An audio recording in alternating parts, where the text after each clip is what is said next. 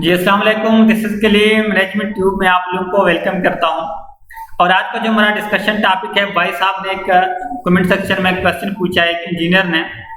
वो कह रहे हैं कि अगर मैं अभी पीईसी कार्ड से फिल्म को सेल कर देता हूं और अगर ड्यूरिंग दैट ड्यूरेशन अगर मैं फर्दर स्टडीज के लिए अब्रॉड जाना चाहूँ तो उसमें कोई इश्यू तो नहीं होगा, काइंडली गाइड मी।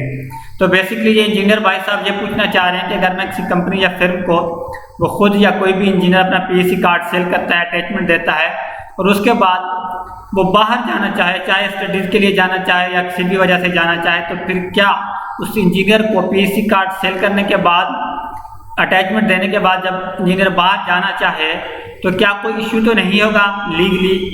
तो इसके बेसिकली दो ही जवाब आते हैं। एक तो हम पाकिस्तान इंजीनियरिंग काउंसिल की लॉ को देखेंगे कि लॉ के अकॉर्डिंगली इसका क्या है, और सेकेंडली ये है कि जो आम प्रैक्टिसेस हैं।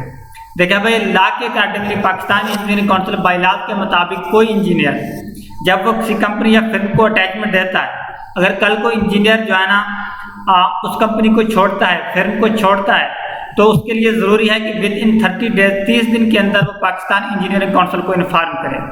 सेम इसी तरह जिस कंपनी या फिल्म के साथ वो अटैच है और इंजीनियर लीव करता है, छोड़ देता है, तो फिर कंपनी की भी और फिल्म की भी, कंपनी या फिल्म, उसकी भी जिम्मेदारी है कि वो 30 डेज के अंदर पाकिस्तान इंजीनियरिंग काउंसिल को इन्फॉर्म करे।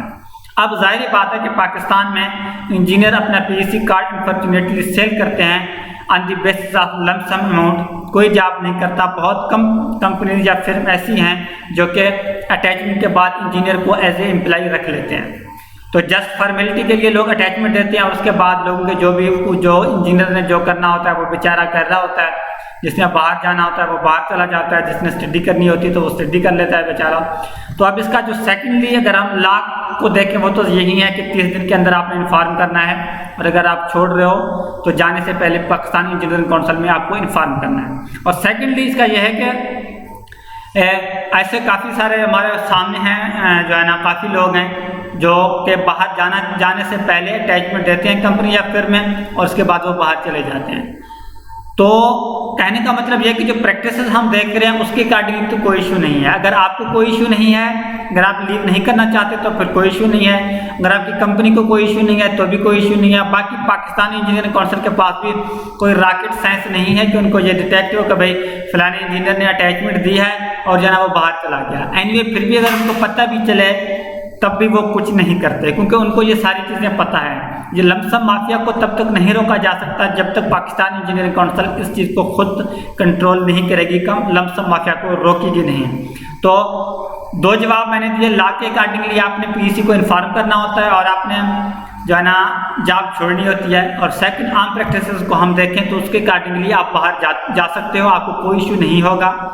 और यह है कि काफ़ी इंजीनियर ऐसे हैं जो कि अपना पीईसी कार्ड सेल करने के बाद, अटैचमेंट देने के बाद पाकिस्तान से बाहर चले जाते हैं, और उसके बाद जब 1.5-2 साल बाद आते हैं तब भी वो अपना पीईसी कार्ड सेल करके फिर वापस चले जाते हैं। तो मैं भी यही रिकमेंड करूँगा कि अगर आप जाना चाहते हैं, क्योंकि लमसम माफिया को रोकना आपका काम नहीं है, तो बजाय इसके कि आप ऐसे चले जाएँ। अगर आपको कुछ पैसे मिलते हैं इसके पीसी कार्ड सेल करने के तो आप ज़रूर सेल करें, इसमें थोड़े से पैसे मिल जाएंगे। क्योंकि अगेन मैं रिपीट करूंगा कि फिर मुझे लोग कहते हैं कि आप यार लमसम माफिया को सपोर्ट करते हो। तो मेरे भाई, जब तक Pakistan engineering council officially lump sum mafia के अगेंस्ट कुछ नहीं करेगी, कॉन्ट्रैक्टर माफिया के अगेंस्ट कुछ नहीं करेगी, तब इंजीनियर जो मर्जी करना चाहें कुछ नहीं कर पाएंगे।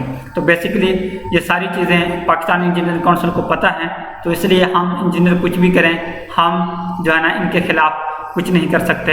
तो बाकी जो है ना इख्तलाफ तो आप कर सकते हैं। लोग बड़ी बातें करते हैं कि आप कंट्रैक्टर माफिया को सपोर्ट करते हो, हालांकि मैं नहीं करता। मैं खुद as a engineer contractor mafia को क्यों सपोर्ट करूं?